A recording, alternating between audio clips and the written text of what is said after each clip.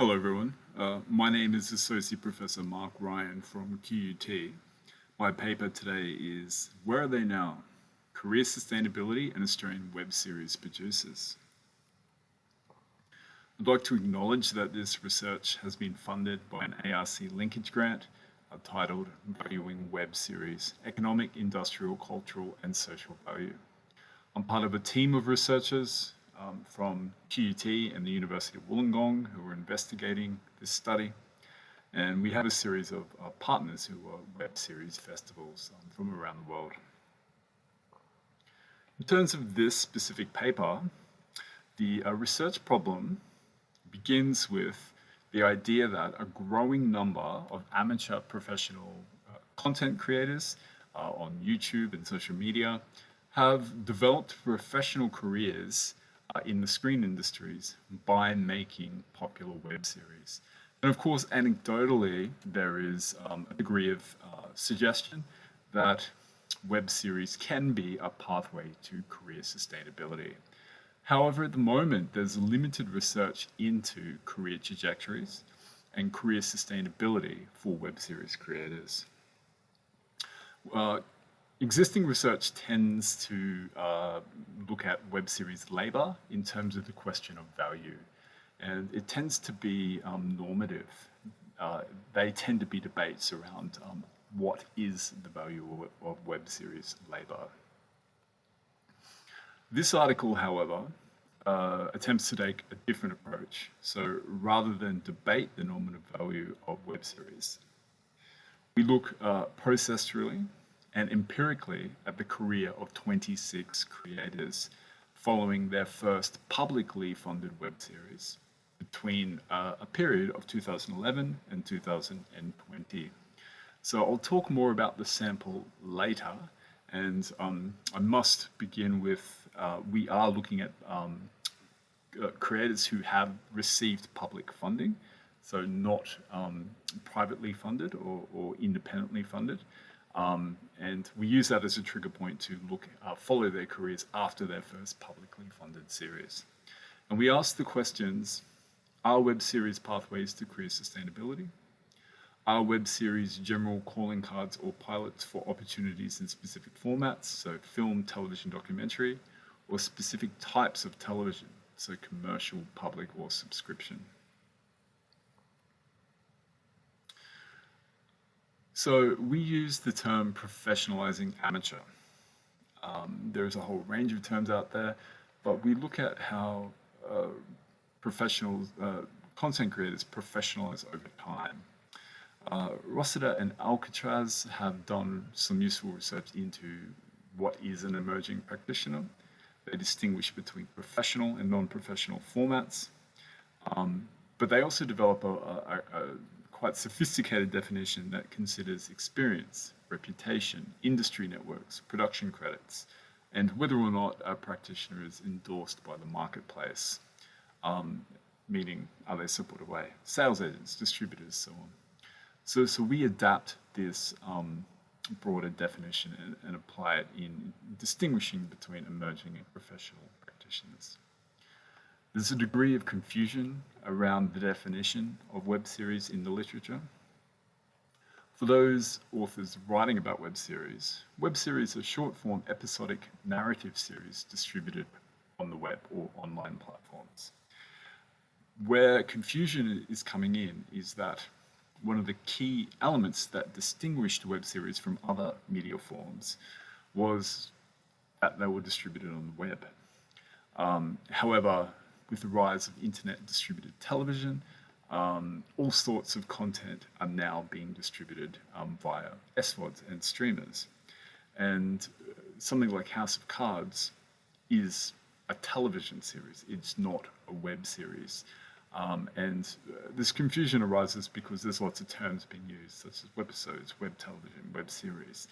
But web series do have a history, and they come out of innovation that was occurring with the rise of internet as a video distribution platform, and they're quite distinct from TV series being distributed on the net. They're a unique form, a hybrid form that sit between social media entertainment and scripted television. They have some elements of web content, such as they rely heavily upon audience interaction.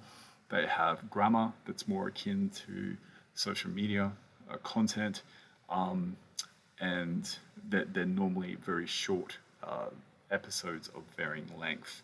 So they're often shorter than television. But like television, they often use genres of television. They're episodic, and they're serialized like television. So they have elements of both. And one of the prominent authors writing about web series is A.J. Christian, and Open TV is probably one of the most substantive studies of web series.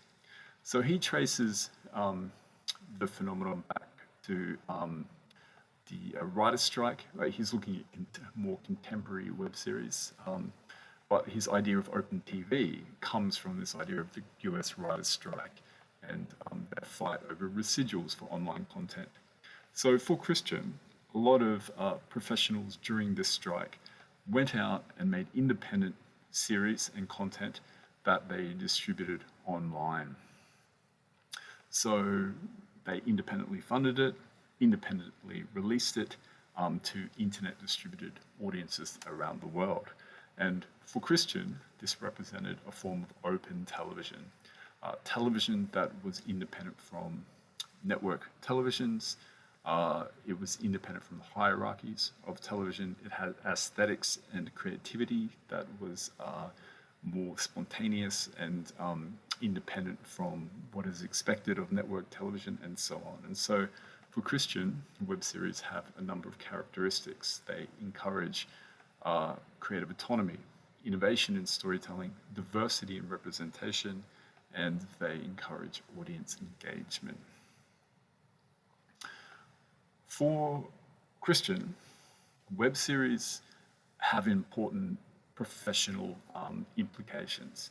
So a market is not materialized for web series or short form video content on narrative content on the web.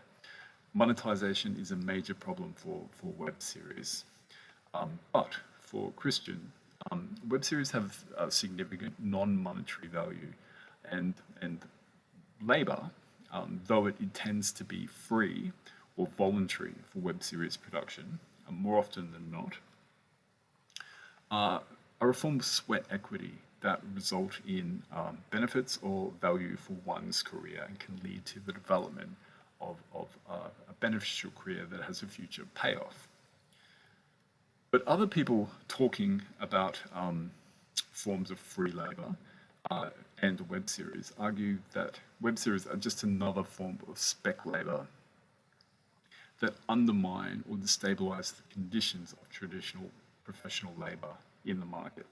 So for Caldwell, he laments the fact that once upon a time it was just screenwriters who were forced to kind of give away their labor on spec, but now he argues that it's common practice again across all crafts, and professionals are expected or coerced into proving their worth by making content on spec, and he sees it as a form of exploitation or capitalism. Now, both of those kind of points of view are representative of the fact that talk about labor and creative careers more generally in creative industries or cultural industries tends to be quite bifurcated, and they tend to be quite dualistic, and this issue of precarity is at the core of it. People like Stuart Cunningham, though, take a middle road approach, and he would argue that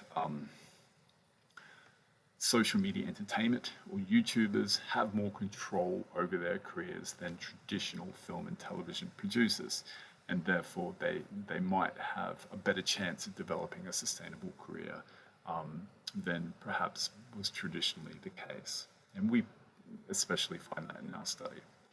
So for web series, in terms of our data set, we went to Screen Australia's data that they publish regarding all their online development programs. So we scraped all the participants who have been successful in receiving funding through their online or multi-platform development programs. And the programs are listed here on the slide.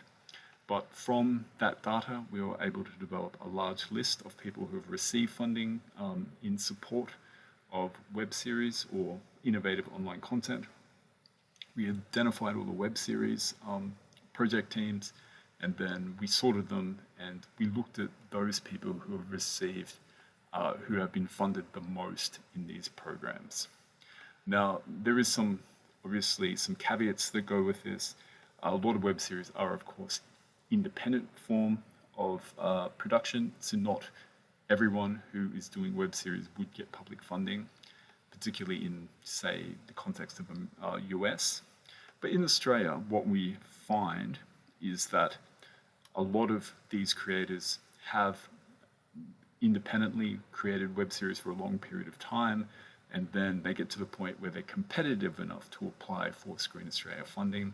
And then once they receive Screen Australia funding, they may get funding again, but they will go on to more professional careers as well. So it was a choice we made to narrow the sample to look at the most funded creators within those who have received public funding for their programs. We looked at, of the 26 creators that we focus on, and we follow their career over that 10-year period from the point in which they received their first public funding. We looked at their mix of professional and amateur credits. We looked at their ongoing employment after their first funded project. We look at their mix of publicly and commercially funded projects, and we look at the platforms that their content is distributed on. So the findings of the study reveal that of our 26 creators, 38% now, at the end of the 10-year period, work across both web series and television. 30% work predominantly in television, 7.6% work across both film and web series, and 26% no longer work in the industry. So we'll flesh this out. So category 1 were largely SME creators, YouTube celebrities, YouTubers, who began their careers making online video or social media content, and by the end of the 10-year period after receiving their first publicly funded web series support from Screen Australia, now straddle both making self-distributed web series on social media platforms, but also content for professional platforms such as BVODs and SVODs, so broadcaster video on demand or subscription video on demand.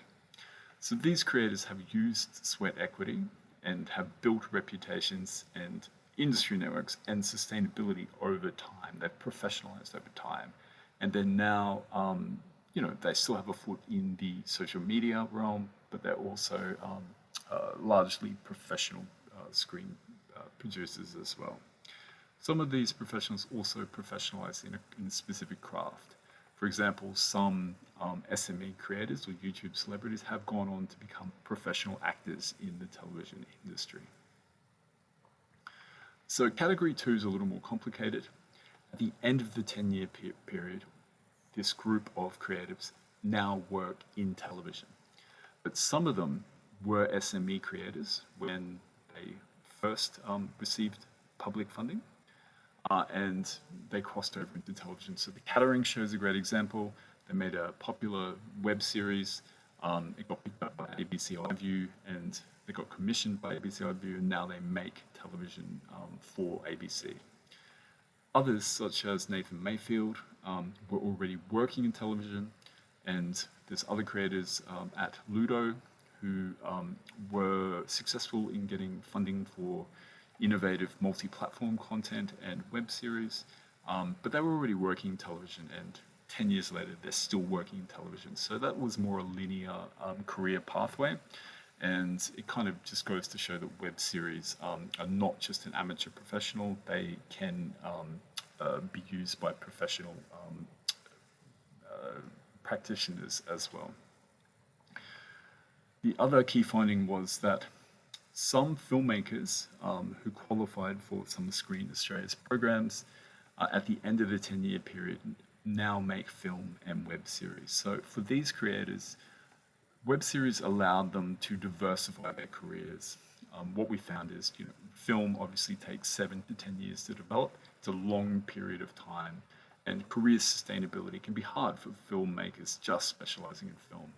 So these creators became web series creators and now make both film and web series. It's a form of their sustainability strategy.